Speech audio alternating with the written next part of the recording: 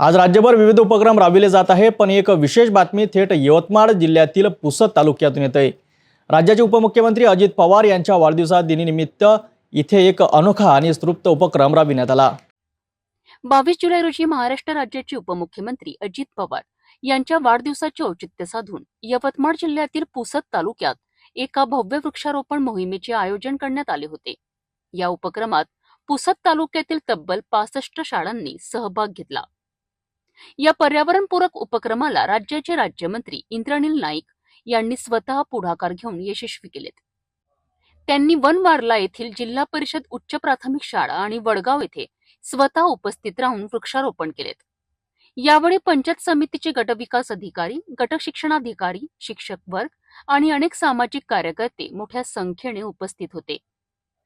या उपक्रमाने संपूर्ण तालुक्यात पर्यावरणाबद्दल जनजागृती निर्माण केली असून विद्यार्थी आणि ग्रामस्थांमध्ये निसर्गाप्रती आपले कर्तव्य जपण्याचा संदेश दिला आहे।